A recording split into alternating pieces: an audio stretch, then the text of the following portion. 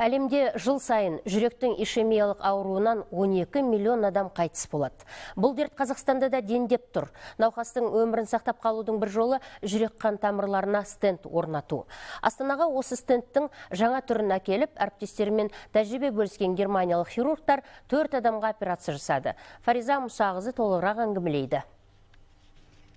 Елімізде жыл сайын 15 мың адамның жүрек қан тамырларына стенд қойылады. Яғни бұл арқылы тарылып қалған артерия тамырлары кеңейеді. Соның нәтижесінде жүректің қан айналысы қалпына келеді. Жалпы бүгінгі күнге дейін науқастарға қойылып келген стендтер дәрімен қапталған полимер металдан жасалған еді. Олар адам ағзасында өмір бойы қалады. Бүгін германиялық кардиолог дәрігерлер 4 науқастың тамырларына жаңа стенд түрін қойды. Ол магний ерітіндісінен жасалған, яғни бір жыл ішінде өздігінен еріп, жойылып кетеді. Органикалық құрылғыны Швейцария ғалымдары ойлап тауып, өткен жылдан бастап қолданған. Әлем бойынша мұндай операция тек 1,5 мың адамға ғана жасалыпты. Медициналық жаңашылдық енді Қазақстанға да келіп отыр.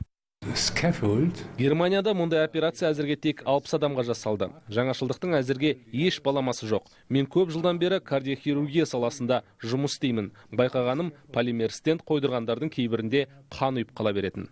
Дәрігерлер кейбір жағдайларда металл стендтерден кейін қан тамырларының қайта тарылып немесе ісіп кететіндігінде байқаған. Ал жаңа құрылғының тағы бір артықшылығы операция науқас үшін жеңілдеу болады.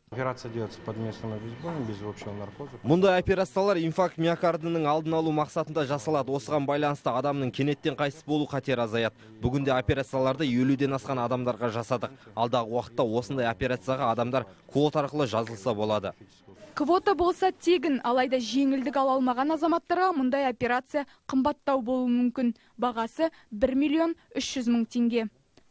Фариза Мұсағызы, Қанат Жұмабек, Қазақстан ұлттық арнасы.